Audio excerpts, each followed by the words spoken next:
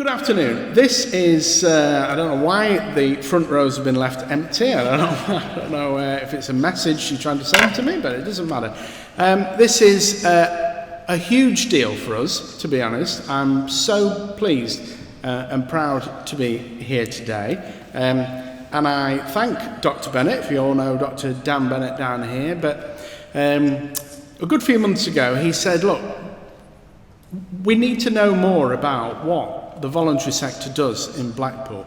There's a much greater role that the sector can play with patients, and we know that as the organisation that does a lot of social prescribing, but generally we need to mesh more between our sector, the voluntary sector, and the NHS. So today is a big part of that.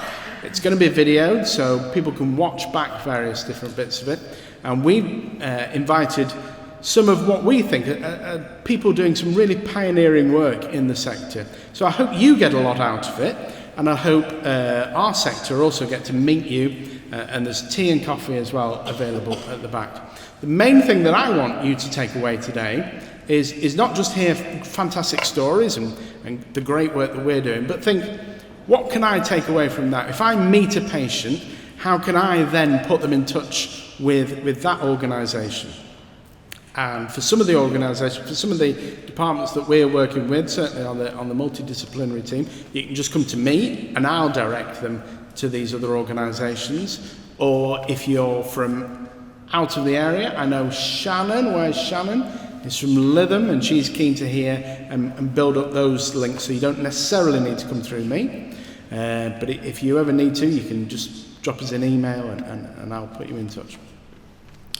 But get as much out of it as you possibly can in terms of learning who the different organisations are. And we've brought about 7 organisations down to talk today, but at the last count, there is something like 250 third sector organisations operating in Blackpool. And Blackpool Council at the moment is just doing a mapping exercise to identify all these different organisations. So there's an awful lot. Some of it's charity, social enterprise, faith groups, voluntary groups, knitting circles, everything going on in the local area. So, I've mentioned a couple of times that we do social prescribing. Hands up, who thinks they know what social prescribing is?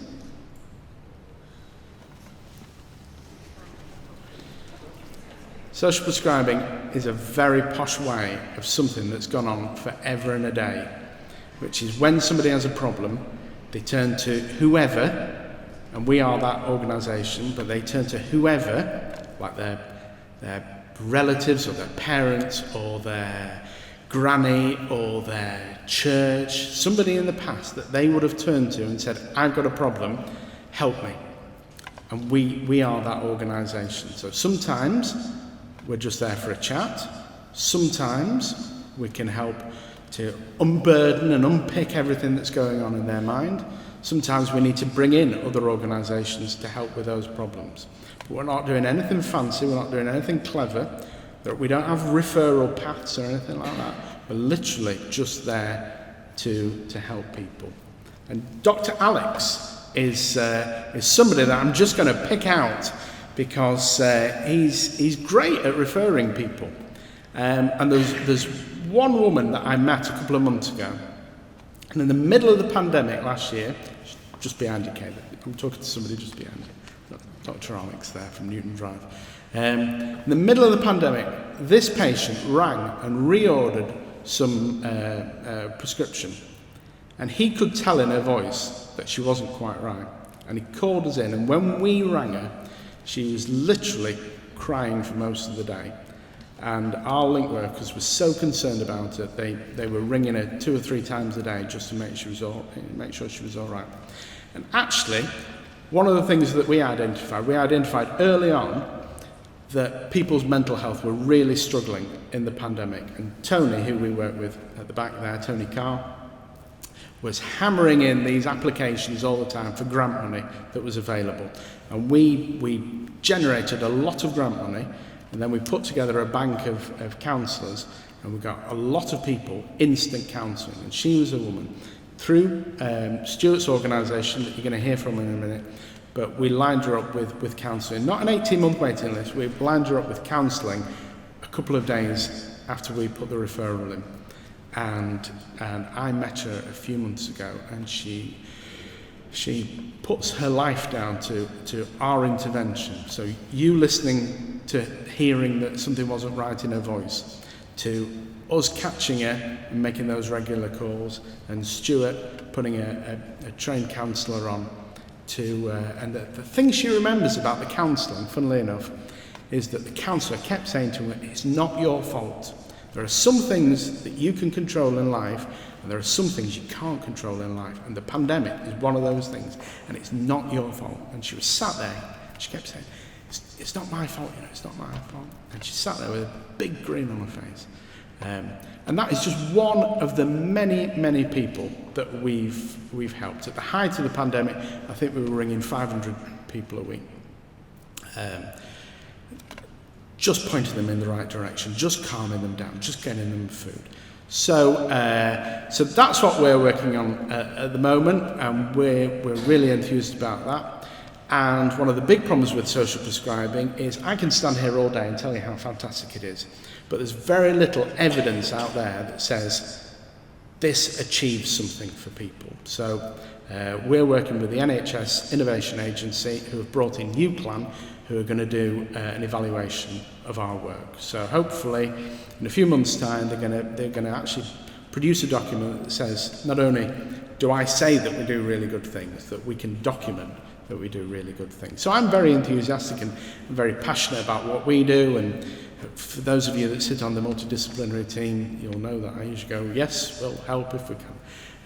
And we'll do whatever. So there's no referral paths, there's no oh, this might happen, our team work over the weekend, we ring people on Christmas Day when they're lonely, we do all sorts of things, as much as we possibly can. But it's not an art, it's not a dark art, it's not a science, we're literally just that person that will make the call. Anyway, that's enough about me. So, how this is going to work today, we're literally just going to bring up people from the sector. They're going to talk for a few minutes just to give you that information about what projects they're working on, how you can integrate with them, how you can refer people so that you know a bit more about what's going on. And then they're going to talk for about 5 or 10 minutes, a bit like this, and then you've got the option to ask them any questions after that, and then we'll move on to the next one. Does that all sound happy? Good. Bit more, and then it'll make me feel good. All right, so some of the speakers that we've got for you today are doing absolutely exceptional work. I'll tell you that now. Not only are we in a town with the worst social problems in the country, but some of the people here are working with the most extremes of people with social problems. So I'm looking forward to hearing some of these. So I'm going to start with Stuart, who I've just mentioned there, Stuart Hutton-Brown from Counselling in the Community. So I think we should just give him a bit of a round of applause.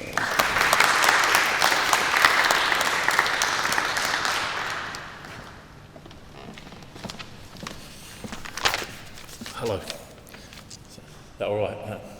Okay. So my name's Stuart, and I set up Counselling in the Community nearly 5 years ago. Back then there was 2 of us, and we saw between 8 to 12 people a week. We come fast forward to now, and there are 60 volunteers working from there. We see on average between 100 and 120 people a week.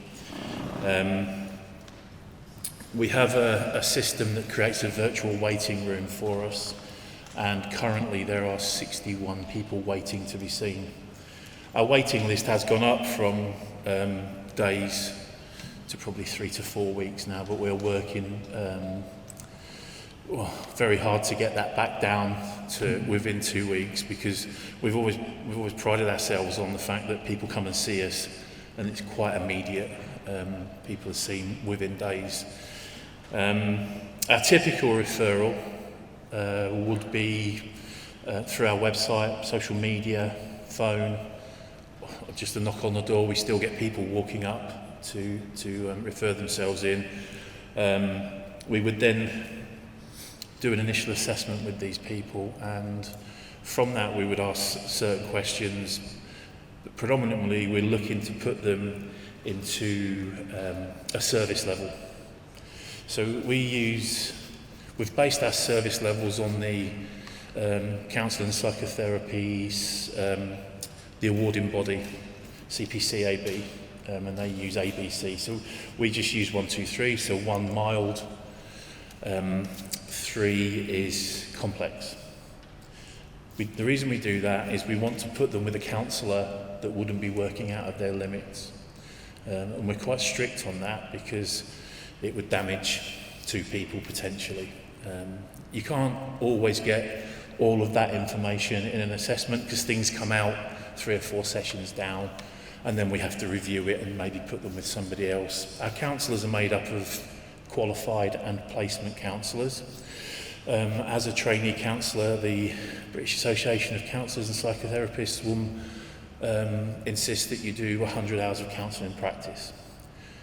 We've been very fortunate. We've kept on quite a lot of the counsellors that have done their placement with us, so they're now qualified and they can work with the level 3s, so the more complex. There are some people that we probably can't work with, that are just too complex for us, and probably need to engage with a medical model diagnosis and medication.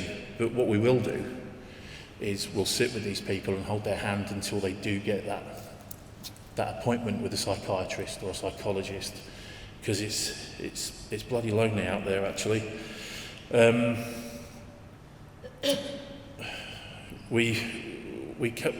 lockdown, our service increased by 40%. We have 4 counselling rooms at our Derby Road office, and we just maxed out on rooms. We couldn't fit any more people in. And so we took on a new building down at Waterloo Road, which is going to give us another 3, possibly 5 counselling rooms or consulting rooms of sorts. But we'll talk about that because we're doing this in collaboration with Dave and his team at the Blackpool Centre for the Unemployed, because we're finding that I think it was a previous president of the World Health Organization said, where there's neglect, there's mental health, and where there's mental health, there's neglect. And our 2 services just have kind of linked together really well. Dave and his team work really hard with welfare rights. I'm not going to do Dave's speech for him because he'll do it better than I can. But we have a lot of people that can't afford to eat, can't afford to do this, can't look after themselves. And it's not just about getting them in the right headspace. There's other things that go into that, as you well know. You know, looking after yourself is more than just about talking about problems. There's a lot more that needs to be done. So Dave and I have come together on that, and it seems to be working really, really well.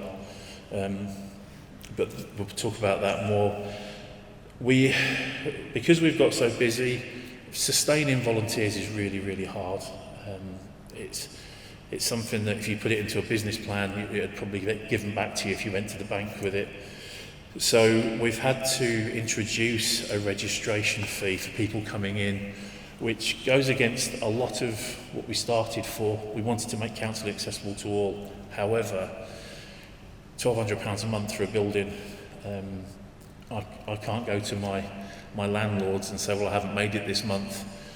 We've been in that position before, and this isn't a sob story, but we've had eviction notices. We've been looking at closing within 48 hours because we couldn't pay the rent.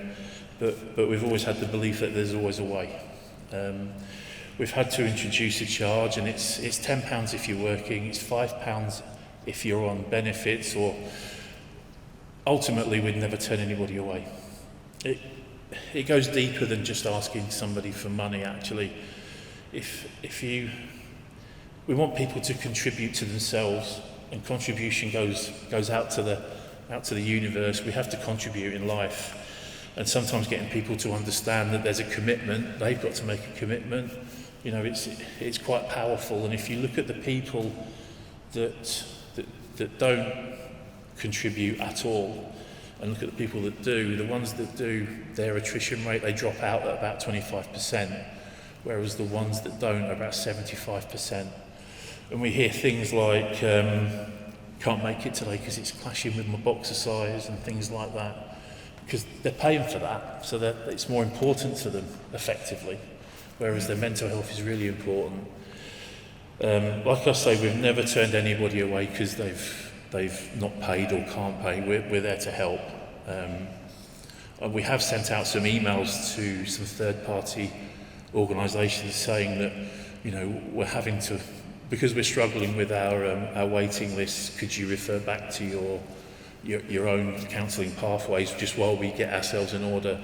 And we're hoping that that will be rectified within the next couple of months, and then we can get our waiting list back down to 1 to 2 weeks. But it's just taking a bit of time. Now we've got the extra rooms, it's taking the pressure off quite a lot.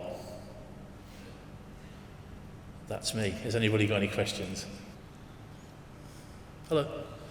What geographic footprint do you prefer? Do you From FY1 to FY8 predominantly, but we do have people from Burnley, Salford, Hertfordshire. If you think about it, the stigma is still very real with mental health, and to want to come from Hertfordshire, I suppose if you look at that area, it's a big, obviously don't want to break confidentiality or anything, but there's a lot of barracks down there and things like that, and that's the concern that people have, that they don't want to tell people that they've got mental health. So people can visit family and drop in at the same time. So FY1's our biggest catchment, and then it is, funnily enough, it's FY2, then FY3 and FY4. FY7 actually was a big catchment for us pre-COVID, but that's dropped down a little bit.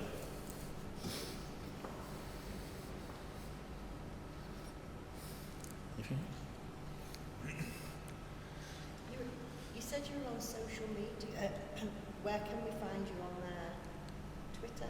Yes, Twitter, Facebook, Instagram. We get a lot of messages through there.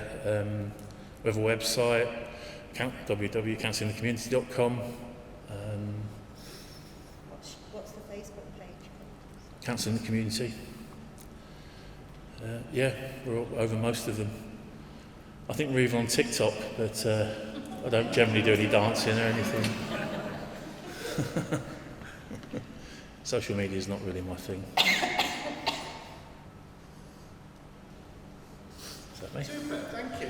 Thank you. Thank you very much.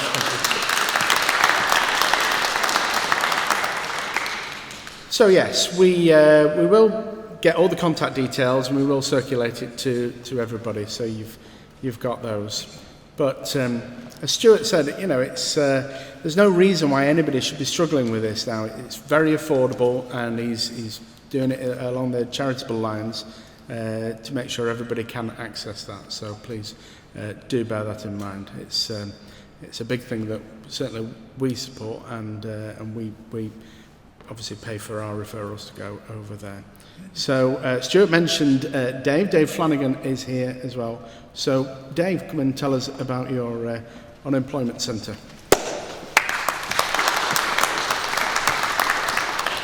Right, good afternoon everybody. Thanks for inviting us first of all, and thanks to the warm-up act. Just a little bit, first of all, I'm here really wearing a couple of hats which I want to touch on very briefly. One is the chairman of the Blackpool Centre for the Unemployed, and another is director of a new organisation that we've set up with Stuart called the ACT Community Partnership. And I'll just touch on that at the end, and I won't go into too much detail, I promise, Tony, I won't go over. I'm a volunteer with the Blackpool Centre for the Unemployed as chairman, but my background is very much within adult education. I've worked within further education for the last 17 years, working on a number of Union Learning Fund projects, and my paid job, when I get time to do it, is I manage adult education contracts across the North West and Northern Ireland. And so we're bringing some of that work together to try and widen out our services to try and best support the community. Blackpool Centre for the Unemployed has been going in Blackpool now for 40 years. I've been chairman for 5 or 6, roughly. and I got involved some time ago when there was a sort of a slump in the funding and we lost some of the grant money. So I managed to sort of pick the charity back up, and we're in a much stable position today, thankfully. The services we offer are welfare rights support, form filling, general advice, PIP, universal credit, and when I say the welfare rights, we support people with assessments, we will fight battles for them, and we will sort of not take any messing when we need to. We've had the offer of funding from certain sources in the past, for example, but would have prevented us from appealing decisions, which clearly is not something we are at all comfortable with. We have significant successes with appealing benefit decisions. This week alone, we have been successful in about £22,000 worth of reclaiming benefits for clients, including back payments. So we were doing the exercise a couple of weeks back, and we've supported, we've brought roughly about £70,000 back into the economy as a result of our intervention in supporting people getting the right benefits, and also obviously being able to challenge incorrect decisions, or what we believe to be incorrect decisions. So we have a great team, Adam and Kate, who predominantly work at the office, and then some volunteers and the trustees, and we will support people now up to upper tribunal. So we have some law experience within the team as well. We're working very closely with the Child Poverty Action Group as well in some of the campaigning issues, and anything at all that we find where we can help rebalance some of the social injustices that may be going on, we will do what we can. And we do work very closely with the trade unions in addressing that, particularly the local trade unions and the filed and trades councils and things like that, who are also very supportive in helping us address that. So in a nutshell, that's some of what we do as the Blackpool Centre for Unemployed. It's one I'm really proud of, and one that's very much needed. We will take referrals from any source. We do not charge. We, like others, I'm sure here today, we're constant in that battle for funding, but some of the steps we've been taking recently, we're hoping to try and redress that balance a little bit. As far as referrals are concerned, we're on Facebook, Blackpool Centre for Unemployed, or if you just look up BCFU for short, through the usual social media channels. We have a mobile phone number which escapes me at the minute, which clients can WhatsApp, which is a popular, an increasingly popular avenue for people to get in touch with us now. They may not have money for the phone, they may not have the internet, so most have a phone they can send a quick message from. And again, it's one where we have worked with some NHS partners, and their own teams have sort of WhatsApp using over to us some referrals. So that's available as well, and I will share that through the network after today.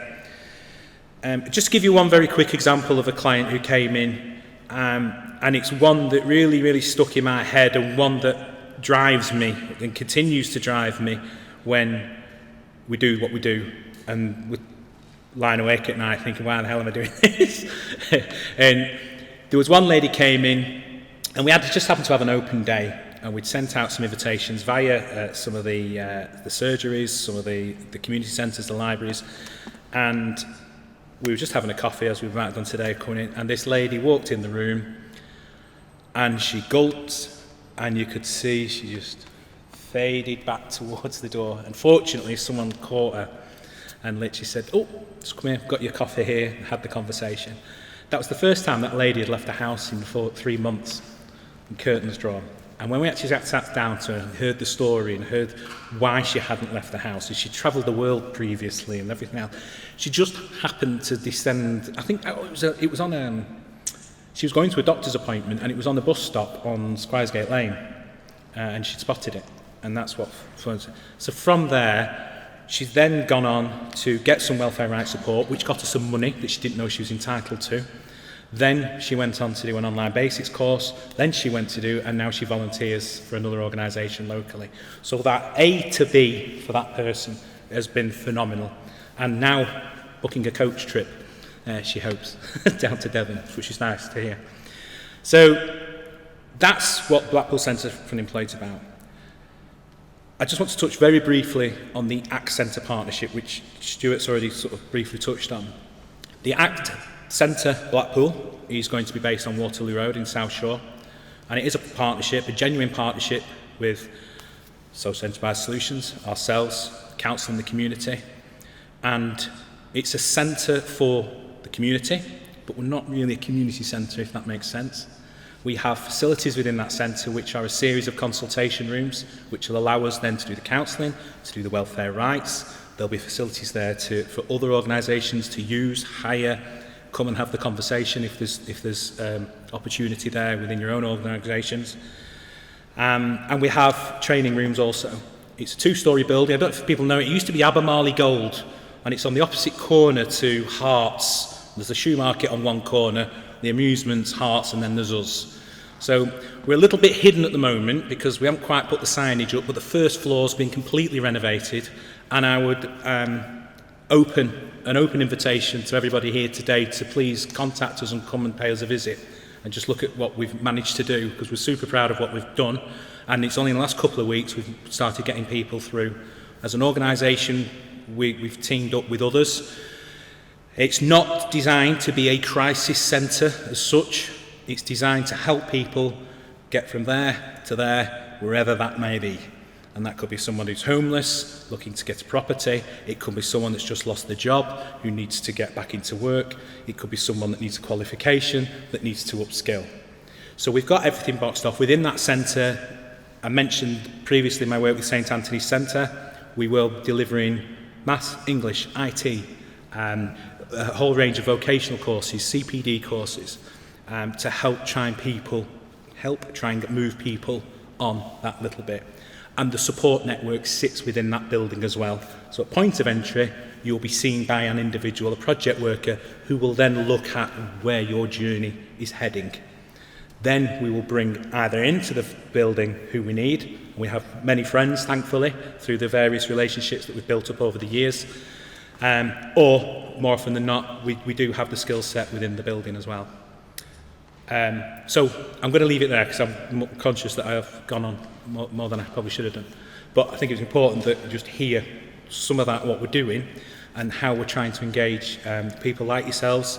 Not that we're short for work, but I think it's a much needed necessity within the town that we try and bring people together as much as we possibly can for the greater good of those that we're trying to serve. Thank you very much. So if you've got any questions.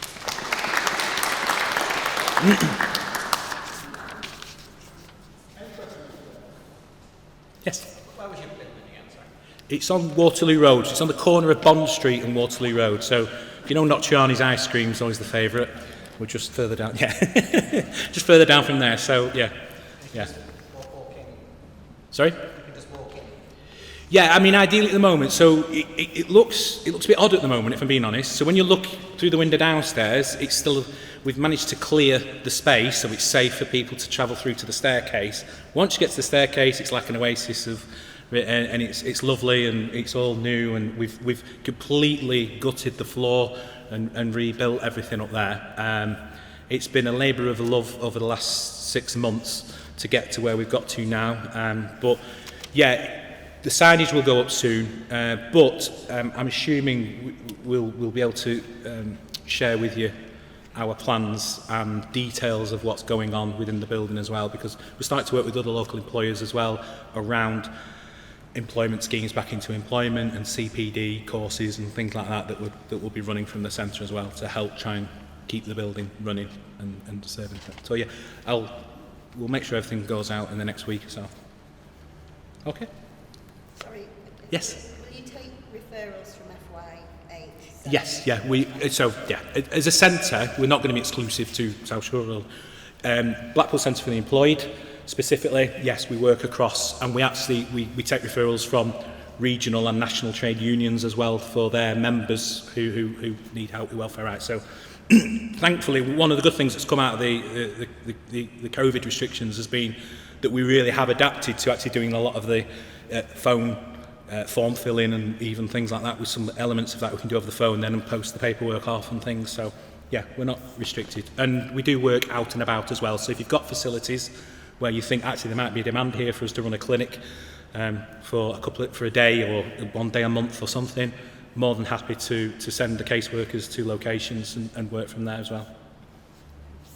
Yeah. Sorry, I missed what you talked about the second organisation. Was it the Accent Partnership? Yeah, so it's the ACT Community Partnership. So the ACT stands for Advice, Counselling, Training. You'll be seeing lots more of that on social media coming up soon. It's just I want to come down and have a look and see what you do. Yeah, probably. Best bet is just pick up the phone. I'll give you my number is, the number for the centre is 01253 523 178. Okay. All right. Okay. Yes, say it. They have now English and IT courses, will they be free? Yes, IT currently we're running are. Maths and English currently are subject to the funding, but I think we've pretty much full that one, but I'm going back to our funders to say, can we do a bit more, please? But yeah, happy to have a conversation. Sorry, one more. The courses you're running, are they accredited by anybody? Yeah, so depending on what course it is, Sitting Guilds, NOCN, everything we do is accredited. We're not one for giving out certificates. Yeah, I don't see the value in that. Yeah. Okay, thank you very much.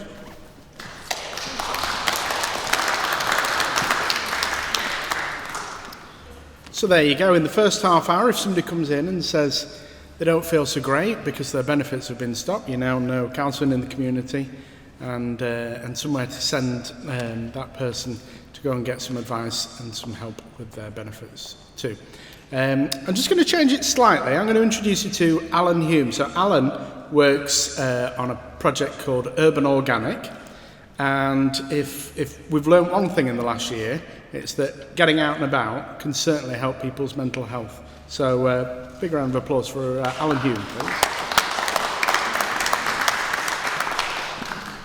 Thanks very much. Hello.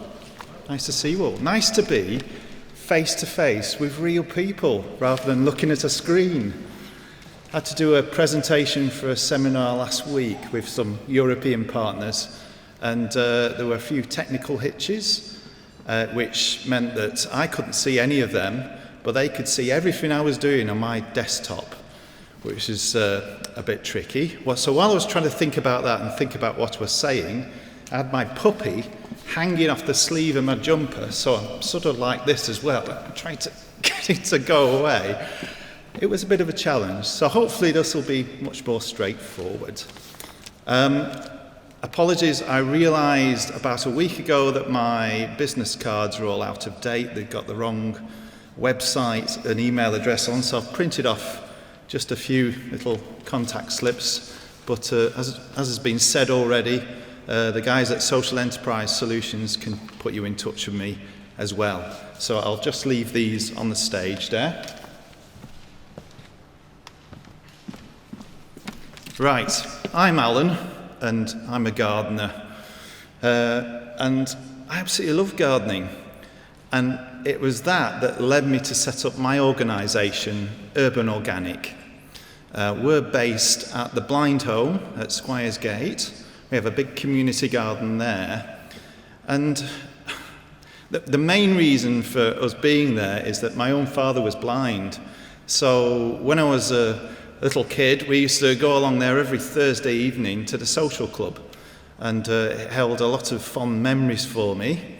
Wind forward a number of years, I've been to Kew Gardens studying gardening and done all sorts of gardening related things. And I was looking for a site for a community garden in Blackpool that was secure, accessible, had people to work with, all this long list of criteria. And I kept driving past there thinking, you know, that could be a great place. So I wrote a list of things we could do there, potentially, big long list, and approached Ruth, the director, and she said, yeah, great, when can you start? And I said, well, which ones do you want to do? Oh, all of them. Right, okay, so we want bees, chickens, lots of gardening going on. So that was our inn, and that was 7 years ago. So we've been running a weekly gardening session there for the residents. But also we have some volunteers come along to help out at those sessions. And these are all sorts of people. They've all been DBS. But other than that, people from all walks of life who like to come and help out, because although it's a gardening club, it's about socialising. It's about those people coming out of the home and sitting around doing whatever task we have laid on for them that week, usually potting something on or planting some seeds. But there's a lot of chit-chatter, and we have a cup of tea, and the gardening forms a sort of level playing field for everyone to contribute and get involved in some way. So it's an absolute joy to do. When the lockdown struck, and it did strike, my first thought was, we can't let this stop, because every week, I'd be along there on a Wednesday afternoon. Usually if I popped outside the polytunnel, I'd hear the laughter inside and, the chitter-chatter. And I just thought, we've got to continue this some way. So I'd started a YouTube channel, as many people do, and I decided to try and set up the gardening activities by video. So we did that for a while, and that kept us going through the early part of the pandemic. The residents and the staff would watch the video in the home, then they'd come out knowing what to do, and we'd magically left all the materials for them to do the activity. So as I say, that kept us going. And now we're back to being face-to-face again, which is brilliant, absolutely brilliant. So we do those sessions. We are looking for a few volunteers to help out with those. They're on a Wednesday afternoon, 1:30 till 4 o'clock. And please get in touch if you know somebody who's interested in doing that. Also, we've started a new project at Wheaton Army Camp, because there's a lot of troops come back from Cyprus, apparently, and they're living there with their families, their children, and there's a community garden site that was created there years ago, and it's just been neglected since. We've managed to get some funding to set that up again, to get it going, to put a polytunnel in and various things. And the camp are now having a policy of trying to involve the local community as well, trying to integrate more. So we're looking for people to work on that as well. And that will be largely over next summer, so April through to the end of July, and then we're going to apply for more funding. Which day is it on? I've momentarily forgotten, but again, if you know anyone who's potentially interested in that, please put them in touch with us. Also, we are at a theatre that's been taken on by a partner organisation, which is the Electric Sunshine Project, and they've set up the Old Electric theatre in town, which is a community theatre. It's opposite the Metropole Hotel on Springfield Road, and we have a woodworking shop there. So it's really good for us. We can make planters and trellis and all sorts of things for the garden, but also we help them out by making bits of stage sets and props and things like that. And we've managed to get some awards for all money to do a regular woodworking session there, which will be 1-to-1. You don't have to be an expert in woodworking to come and do it. It's purely therapeutic, so you can be an expert if you want, or you can come along as a complete beginner. Whoever you are, you're going to learn something and you're going to enjoy it. And I work with two brilliant people, Stu and Debbie. Stu runs a woodworking shop and he's a great guy, and he's very good at getting people to be creative. So if you have any potential people who'd like to be involved with that, that's on a Thursday. It can be morning or afternoon, and again it's by appointment. It's 1-to-1, so just get in touch. The other thing is we do some international work, so we're part of what's called the AURA network. AURA stands for Observe, Rethink, Act, and it's all about getting young people involved through the environment in becoming empowered, in thinking about their future, how they relate to other people, how they relate to society, what sort of work they want to do. And it's all based on non-formal education. The membership is really eclectic. There's musicians and artists and youth centres and all sorts of people from across Europe. And we're just about to host another visit from them to Blackpool. But I'm telling you about this because even though we're coming to the end of the Erasmus Plus funding that's allowed us to participate in this and provide opportunities for young people from this area to take part, we are talking with other organisations across Europe to see how we can continue it, because it is a fantastic thing for people from this town to experience other cultures, to think about how we relate to each other, to think about what our common problems are as well. And that's something that we very much involve the gardening in, which is, of course, my main interest. Two more things. We do beekeeping as well, so we run bee experience sessions. We've got some beehives on Booth's roof in Poulton and at some other locations as well. Those sessions have all been paused for the moment, but we aim to start up again next April. And that's a fantastic thing for people to come and do, whether they know anything about bees or not. It's just an amazing experience to get close to a beehive with the top off and all the bees coming up and just experience what amazing creatures they really are. Lastly, just to blow my own trumpet, I am a judge for the Royal Horticultural Society. I'm a national judge now. I used to be regional. I do it nationally now. And I judged the Britain in Bloom competition. And last week I was at Chelsea Flower Show, and it was just incredible once again to be there with all these other people thinking, wow, we can do this again. This is brilliant. So I just think it's so special, isn't it? After we've been locked up for so long, that we're allowed out again, and we can really make some amazing things happen in this town, because it is an amazing place and there's some amazing people here. Okay, I'll shut up now.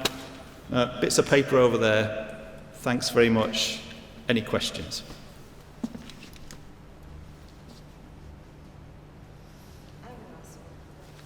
Yes. So from a district nursing point of view, we visit lots of housebound patients, and a lot of them are elderly with gardens that become overgrown. So is there any of your volunteers that would go to those houses, help with those gardens? We've not got anything like that at the moment. That's your next plan then. We do some, yeah, that's a good idea actually. We do some private work, which we charge for, but that helps to sustain our other projects as well. So we can offer that, but a lot of our patients are elderly and have no money, so back to me when you've got that one settled. I know that Envision offer a service. Again, it's not free, you have to pay for it, but I think that's at a reduced rate, so I'd inquire about that. Thank you. Yeah.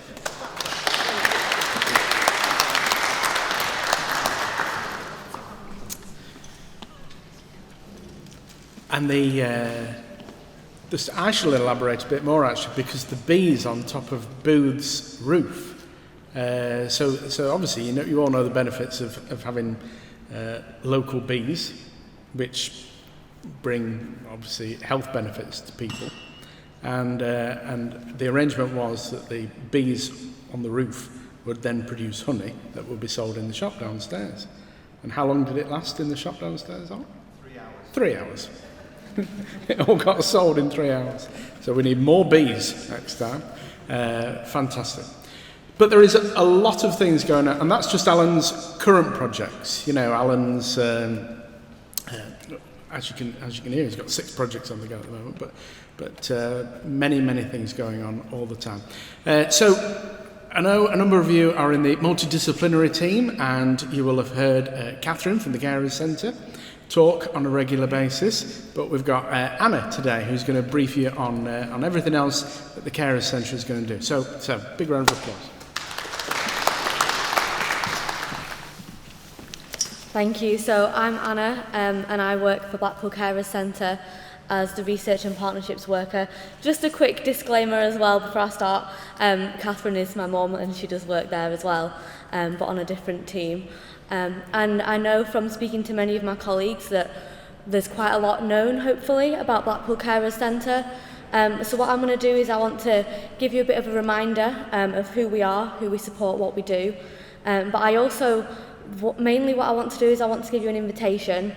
I was speaking to my colleague Mike, who's come with me today, and really we feel that our centre is something that you need to visit us to really appreciate the work that we do. It's very different than what a lot of people expect. In 2016 we had the DIY SOS team came and made over the building, and I'm biased because I work there, but it is beautiful, it's cosy, it's friendly, it feels like a home, and so I really want to encourage you, send me an email and come and visit us, because I think it always helps for people to come and visit us when you're referring people in, so you can say, oh actually I've been there. You go and they make you a cup of tea, you can sit on a sofa, you're not on a hard chair. It really is worth seeing, so please get in touch and come and see us. But we support carers from the age of 5 to 106, I believe, is our oldest carer. With all manner of different people that they care for, different health conditions that they care for. So we have kind of 3 different elements really to our service. We have the young carers who care from the age of 5 to 16, who care for somebody who has a physical health disability or a sibling with a diagnosed health problem. We have our family focus project, which cares for someone in the family who has a mental health or substance misuse issue, and that's between the ages of 5 and 18. We then have our young adult carer project, which works with young adults from the ages of 16 to 25, so 16 to 18 if they're caring for a sibling or a parent with a physical health problem, and then 18 to 25 if it's somebody who has a mental health or substance misuse issue. We then have our adult carers service, which cares for anyone from the ages of 25 to however old they may be, and that is for anybody who is caring for somebody else over the age of 18. So unfortunately we don't have funding to support parent carers, but we can signpost them on to different places. Although we can't provide that support, we will send them to someone who can. We care for somebody, we support somebody who is paying council tax to Blackpool Council or who is registered at a Blackpool GP. This is either the carer or the cared for. We'll also offer support to somebody who has dementia, who lives alone, but who isn't so advanced in the dementia that they no longer have capacity. So if they have capacity and they have dementia and live alone, we can also provide support to them. We can advocate for them. We run respite sessions from the ages of 5, again, to however old you may be. So our young people's respite. On a Tuesday, we have the Grand come in and work with us on a project called Resilience Stories, which aims to build resilience in our young people. And then on a Wednesday and Thursday, we have like our kind of classic youth club nights. So they do all manner of activities there. The other week, it was Roald Dahl's birthday, so they went on a scavenger hunt for some golden tickets in the garden, and tried to catch chocolate mints in the mouth and putting it on the forehead, all kinds of things like that. So that's on a Wednesday and Thursday. Wednesday is for high school and Thursday is for primary school. And then on a Friday, we have our creative arts for young carers. All of these clubs are run after school. so they come straight from school to the club. And on a Friday they do all kinds of different arts, so sometimes they make slime, sometimes they make pasta jewellery, whatever kind of things comes up in conversation, the support workers will be like, okay, let's do it, and so they will. In terms of the adult carer respite, we believe that just because they're adults, they still want to have fun, they still want to have a good time. We have an art club for them on a Tuesday. On a Monday evening, we have what we call Music Aloud, which is a choir. I'm trying to think what else we have. On a Wednesday, we have, what do we have on a Wednesday? I forgot now, but I can give you more information about that. And then on a Thursday, we have a dementia drop-in, and we also have like a supper club on a Thursday as well, which is run in the evenings, because a lot of our carers who are employed, an evening was the best time for them to get involved. We also have on a Saturday our carers kitchen, which is where carers can come with the person that they care for, and they can have legal advice, benefits advice, they can speak to one of our support workers about things that they might need just a bit of help with. They can either bring, when they come with the person they care for, they can either bring them into the meeting with the support worker, or someone else can sit with the cared for, so that they don't feel like they have to say what they're supposed to say because the person they care for is there. It's really important to us that our carers are able to speak freely. So yesterday, for example, we had a referral from a lady who said, I really need to talk to someone, emotional support is what I need, but my husband who has dementia doesn't like me when I'm talking about him, it really upsets him. And so actually, would you be able to contact me at 8 a.m. in the morning? Because that's when his carers are showering him, and that's the only time of the day I can speak freely. And so my colleague said, yeah, that's fine. So we make a note on our system of anything like that, where if there's an hour a day that we can catch somebody to speak to, because that's the only time they can speak freely, we will call them in that hour a day. We will do whatever we can to help carers in Blackpool, because our goal as Blackpool Carers Centre is to make life better for carers.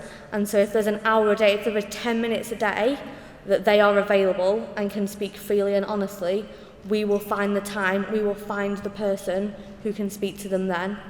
I think that's everything. But yeah, any questions, anybody? No? Fabulous. But again, please send me an email. Please come and visit our centre. I feel like once you come, your idea of our service will completely change, because it is, anyone who's been will probably agree, it is very different than what you'd think it is. So yeah, please come and see us.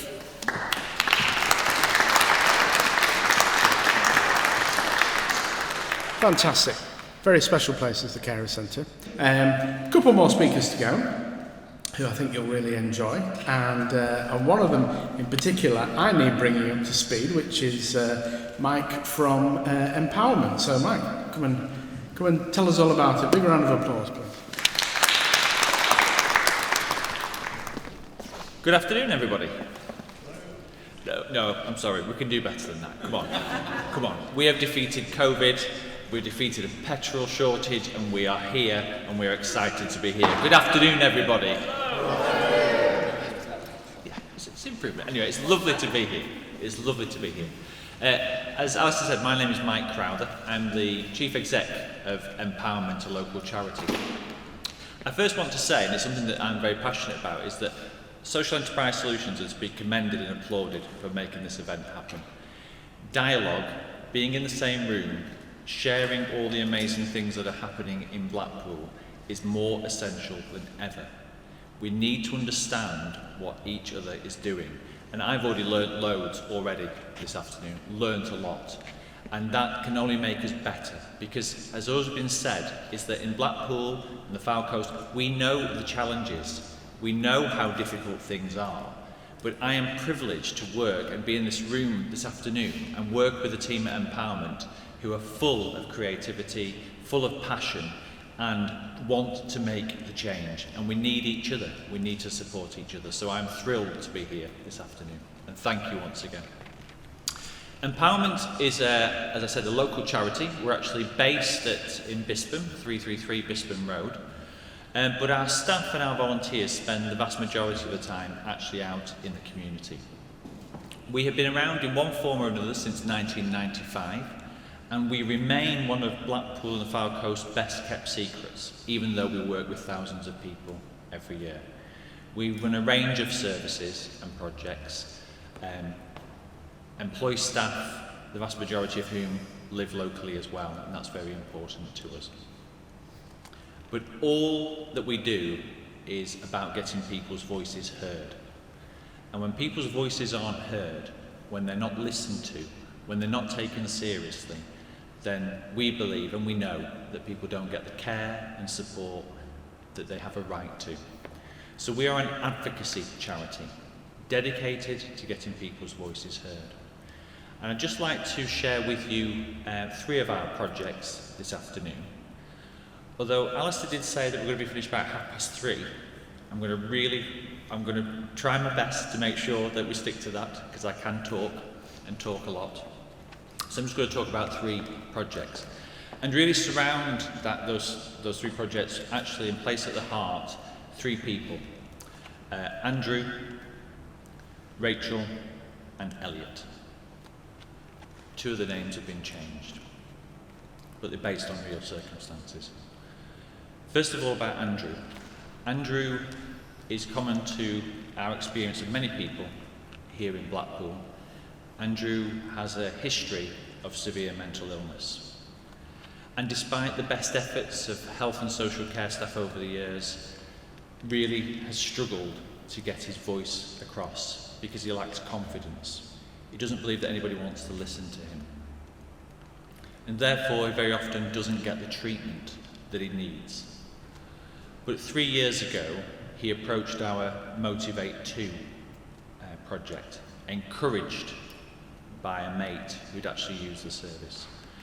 And Motivate 2 is an advocacy project run by people with a history of mental health issues. We're big believers at empowerment, as I know many of us are, of using our lived experience to make a difference to other people's lives. So all of the volunteers, all the paid staff on Motivate 2 have a personal history of mental health issues and have reached that stage in life where they want to give something back and support each other. So Andrew was assigned one of our advocates, and our advocate went to where Andrew lives and formed a trusting relationship, because Andrew didn't trust many people at that stage, felt let down. And the advocate said, what is it you want? What is it you want to get across? What is the help that you need? And then what happened, that advocate accompanied Andrew on a one-to-one basis through a series of appointments with doctors, with social workers, with psychiatrists, with nurses.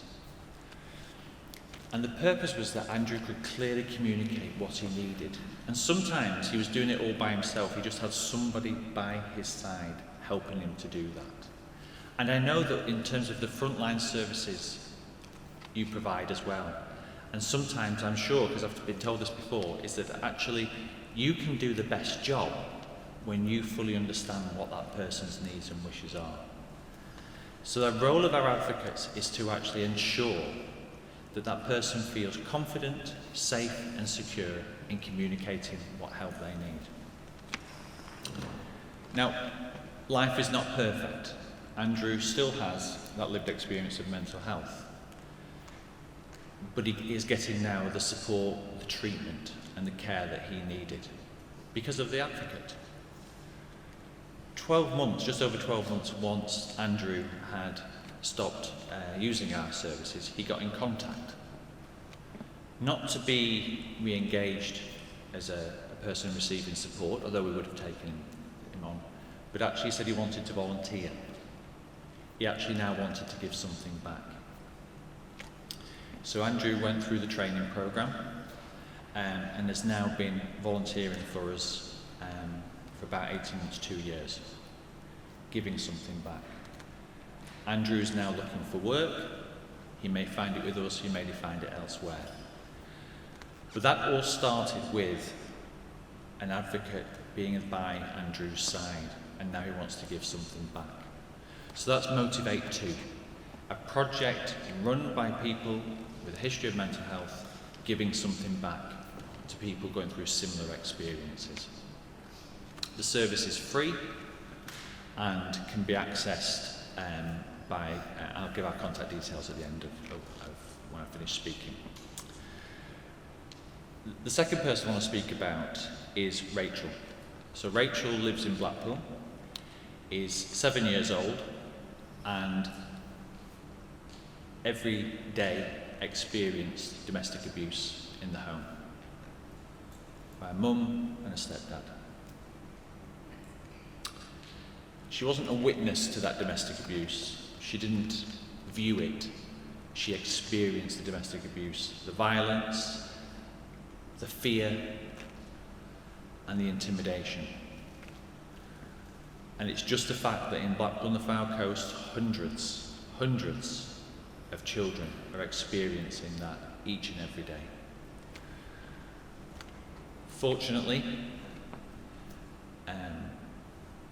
actually a health professional, who was supporting the mum, had heard about our project, The Den. And The Den is made up of a team of people who provide one-to-one support for children and young people experiencing domestic abuse here in Blackpool and the Fylde Coast. We now know, and there should be no doubt about it, that whatever children experience as children, if not receiving support then and there, they will bear the consequences of that for the rest of their lives. In mental and physical ill health, in repeating patterns of behaviour, in school absenteeism, and the life chances of that child and that young person are severely affected. We know that. But we also know that actually if that child gets the right support at the right time, then actually, no matter what they've experienced, their lives can be changed forever. So our staff work one-to-one. We listen to their stories. We create a safe environment in which they can get one-to-one support. We help the children to keep safe. We also bring children together to be children in youth clubs and in activities so they can actually just experience what every child should experience, which is to play and just to have fun together and to have some respite from what they're experiencing. So that's The Den. One-to-one support for children and young people experiencing domestic abuse. The final project I want to talk about is just about to be launched, and it's called Elliot's Place. And I'm going to talk and mention on the topic of suicide now, because we talked before about stigma around mental health. There is still huge stigma around mental health, and there is still huge stigma around the whole topic of suicide. People don't get the support and the help that they need because they feel scared and unable to talk about their very real mental health experiences. On the 14th of September 2020, Elliot Taylor, Blackpool born and bred, 24-year-old, worked at Morrison's and took his own life in the centre of Blackpool. Elliot had a loving family who adored him and did their best to support him.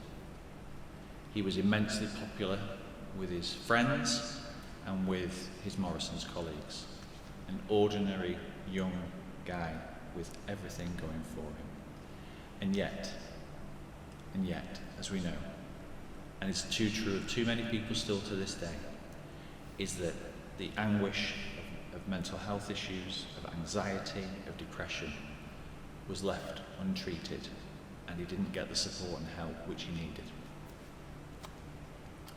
A week later, his mum, his dad and his sister came to see me, still in shock, still traumatised by their loss, and said, "We don't want any other family to go through what we've already experienced. No family should have to go through this. Can we do something?" And we've been talking for some time now at Empowerment particularly about young men. And we know that mental health affects everybody at all ages and all genders and all states of life. It's truly non-discriminatory mental health. I myself have experienced depression and anxiety over the years and only started talking about it about 4 or 5 years ago because of the stigma.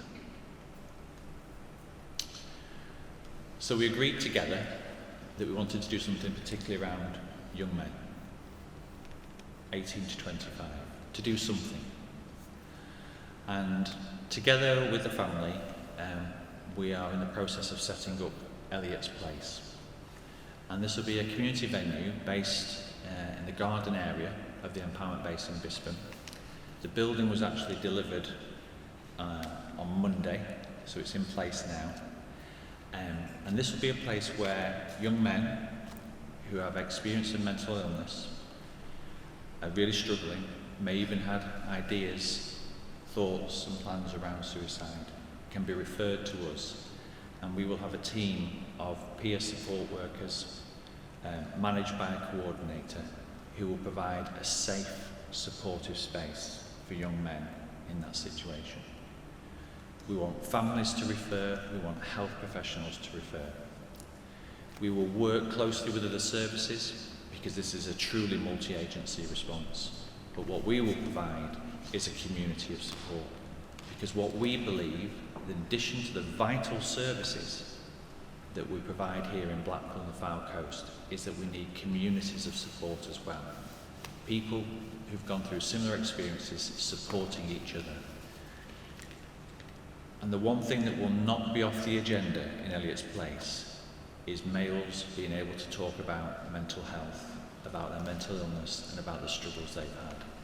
And from that, I am quite sure we will be making further referrals to the incredible support agencies we've heard this afternoon. So that's just a taste of what we do, okay? I'm immensely proud and privileged to be associated. As Chief Exec, I don't do the proper work, by the way. The people who actually are around me are the people who do the proper work. But empowerment is about people's voices being heard and people getting the support and help that they need to flourish. Because the final thing I'll say is that none of us ever define people by their problems. Each human being we work alongside has this incredible potential, this uniqueness, this amazingness. We just need to facilitate an environment in which we can draw that out. And we don't write anybody off. Everybody has that potential. And we also need each other for each of us to reach that potential. How do you refer into our services? How do you find out? Well, we have a website, www.empowermentcharity.org.uk. You can ring us on 01253 477 959. You can email us, and you can do something that's actually quite quaint and old-fashioned, which is actually come and see us face to face at 333 Bispham Road. The kettle is always on. If you want to find out any more information or find out what else we do, then I am always happy to come and speak to team meetings, come and speak to you where you are, or a member of one of my colleagues can do that as well. We're anxious and we're keen to use opportunities like this just to share what we're doing, but also to learn from you guys as well. So thank you for listening. Are there any questions?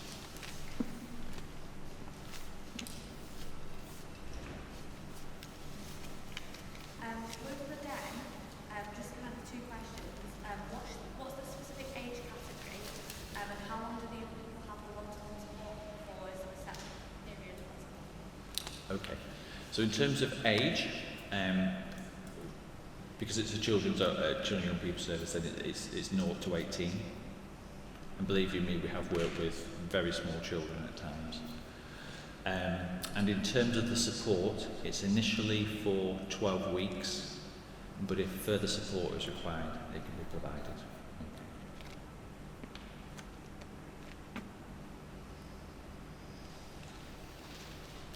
Elliott's Place, will you be supporting families who have lost people? So the support itself is directly for the young men, Right. okay? But any families that we come across, and the family, the Taylor family themselves are really keen on this, is that there are specialist family support agencies, and we will be liaising with them to make sure the family gets support. Absolutely, yeah, absolutely.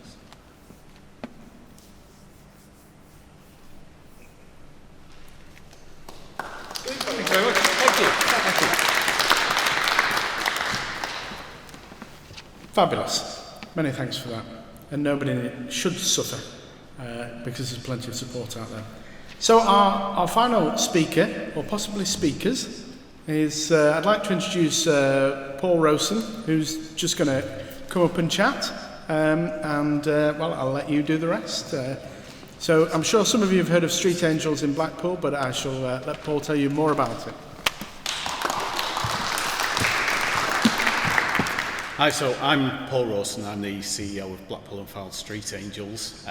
Many of you, hopefully, will be familiar with the work we've been doing for just over 9 years now in Blackpool Town Centre, where in the nighttime economy we've been supporting vulnerable adults who, as much as enjoying all of Blackpool has to offer in the town centre nightlife at the weekends, those that have got a bit worse for wear, and whether it's been through substances or overdoing it, losing their friends, supporting people who are basically that sick that they can't get a taxi home, and so we will get them sobered up, get them reconnected, or help them get to a safe place, as well as giving out flip-flops to the ladies that can't walk in heels anymore, and so that they don't have to go to A&E. It's great to engage with the emergency services when we've been doing that and be a support for everyone that's working in the nighttime economy. But what I want to let you know about is the bigger picture of Street Angels in Blackpool, things that you might not be familiar with. So when we first started, the idea was that as a charity, Blackpool and Fylde Street Angels were going to support vulnerable adults that were suffering from substance misuse and homelessness, and that's pretty much what our remit's been based upon.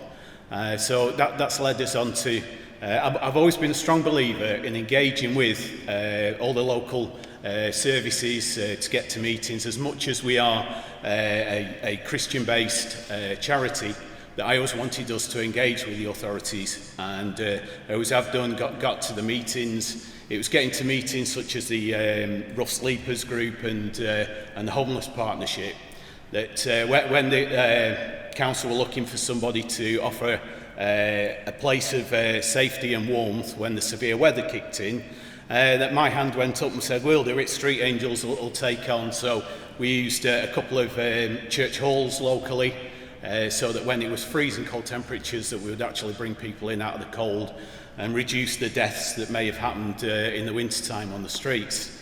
Because that runs so successfully, the council was so happy with the way we'd actually managed that, that led us to actually get an opportunity to manage a facility at the old foyer building on Chapel Street, which I'm sure you're all aware, that's where Housing Options moved out of South King Street and into that building in the ground floor. And then we took on managing the bed unit on the first floor. That's been going great, and that's enabled us to have 8 residents. Those residents, thankfully, what was initially just a night shelter, when COVID kicked in, it was changed to everyone off the streets. And the good news is that's now a permanent 24-hour facility for those people, and a move-on facility, but we engage with them, do a great work with them, and also engage with the various services to give people the support to move on to more long-term accommodation. So out of that, what we wanted to do, what I've always wanted to be about, as much as we have given people food over the years, we do a food outreach, but I wanted to always be about more than just.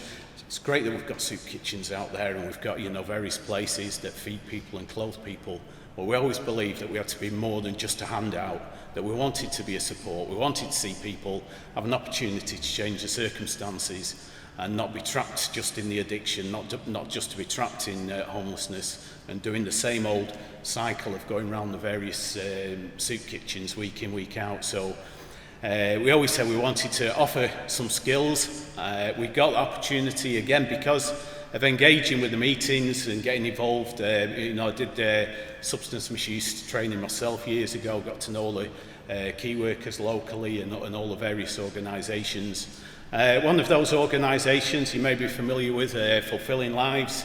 I'm going to say a few things here. It's great to follow on from Mike there. So engaging with Fulfilling Lives, there was an opportunity for us to take some of the community, especially those that were street drinkers, those, you know, some people would have actually seen on the streets that may have been caught up in the spice, and, you know, as people were saying, people are stuck in doorways, just loitering. And so we did an exercise to actually do some litter picking. Let's go and clean the town up. Let's go and clean the promenade. So we got our litter pickers and bags and took several of our community out. And one of the places we went to, ironically, was the old crazy golf course that had become known as the Sunken Garden, an unofficial wet garden, where people would quite often just sit there because it had become so run down, become an absolute mess, that people would actually be down there just sitting, drinking and leaving the cans around and smash bottles and so on. So we said, let's go and clean it. So that's what we did. We cleaned it all up. Wouldn't it be a good idea if we can investigate and see if we could actually do something with this place? And the idea was, let's see if we could restore it back to its former glory and bring it back to what it once was, a crazy golf course. So with the support of Fulfilling Lives and myself, you know, being introduced and becoming one of the board members, it was agreed that we would have the funds to be able to do it up. The council said you can't do anything beyond a restoration project, it's a conservation area. So we within our limits, we couldn't make it anything fancy and completely change the aesthetics of it. But the great thing was that we actually then started to lovingly restore this place. But it was our community. The thing was, it was actually getting members of the community. We had people down there that were caught up in addiction, that wanted to rip the weeds out, that wanted to just scrape and paint and lovingly restore it. COVID kicked in, it set us back, but even that, you know, wasn't going to stop us. We were still determined to see it finished. Glad to say that in May this year that we had it fully restored and ready to open. So the May bank holiday, the end of May, we actually opened, and we had a fantastic summer. And the great thing is lots of people wanted to come to Blackpool, so what a great time to actually have had. It's been absolutely fantastic because, well, I can say it's been such a success, and I think the stories that have been told, and you know, the public have really been captivated by the stories, how people caught up in addiction, people caught up in homelessness, have lovingly restored this crazy golf course and given it life again.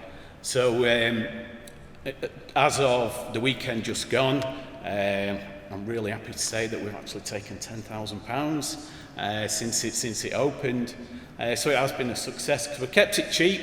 We said let's not do any extortionate prices, so we kept it down to £3 for adults, £2 for children.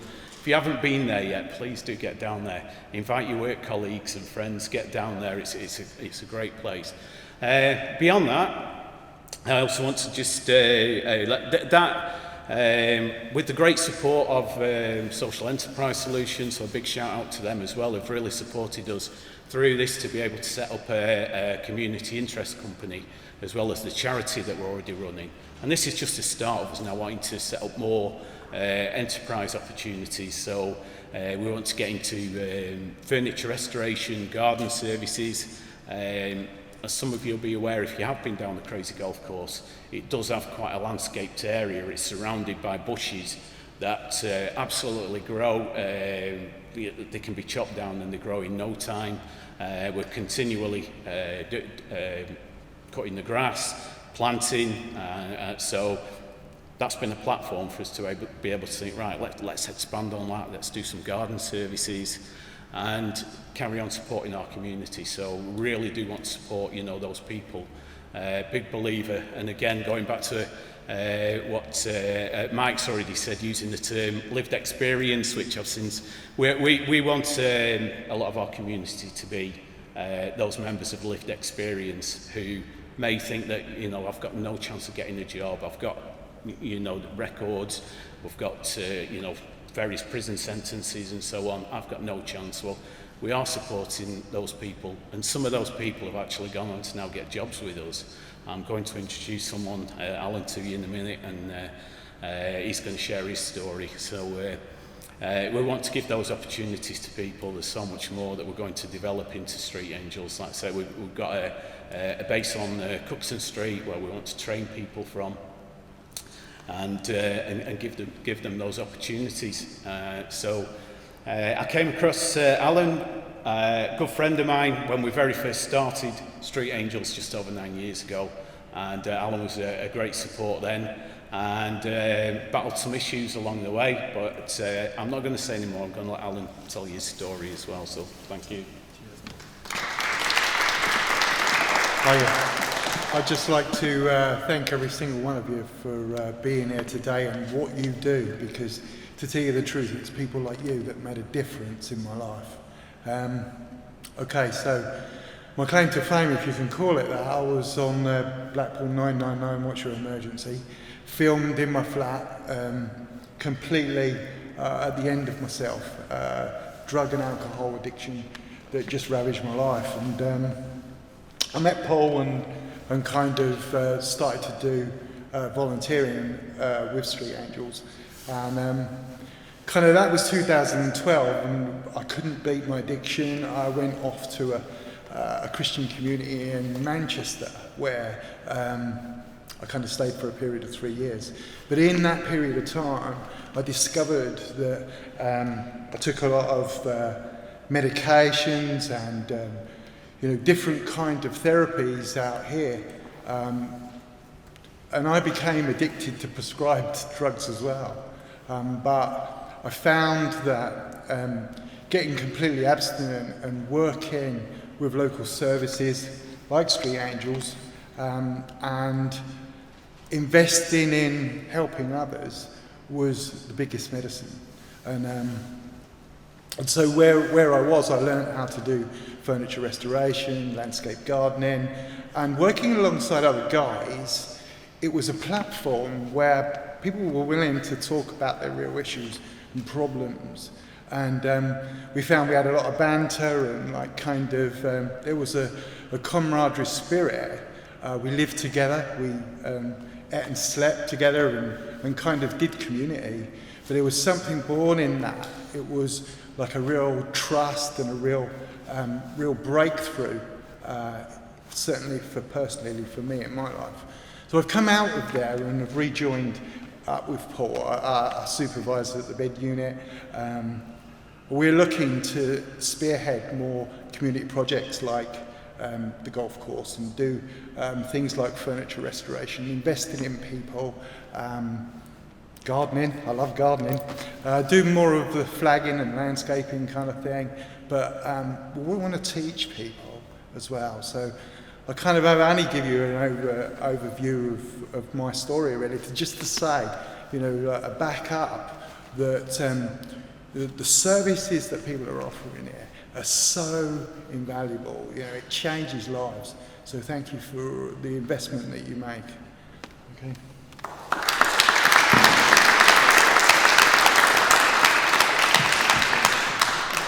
Just if there are any questions, I don't know if there are any. Okay. Okay, yeah, thank you. Thanks. Well, that's it, ladies and gentlemen. I hope you feel inspired, and I hope you feel like there's a lot more resource out there than you possibly knew an hour and a half ago. Of course, you can always contact me, and I will put you in touch with anybody, or you could just bring somebody's situation to me, and we'll have a go at trying to put together a package of measures. And then, as I say, if your details are on there, and I can read your email address, then I will be sending you out the information. So thank you very much indeed. If anybody wants to chat at the end, that's absolutely fine. I think we'll grab a couple of you and just have a quick chat as you leave the building. But to all the people who took part today, thank you very much indeed. You're all doing, well, you know you're doing an amazing job, but now that more people from the NHS have seen what you do, I'm sure more people will be able to get your services in the future. So thank you very much. Thanks.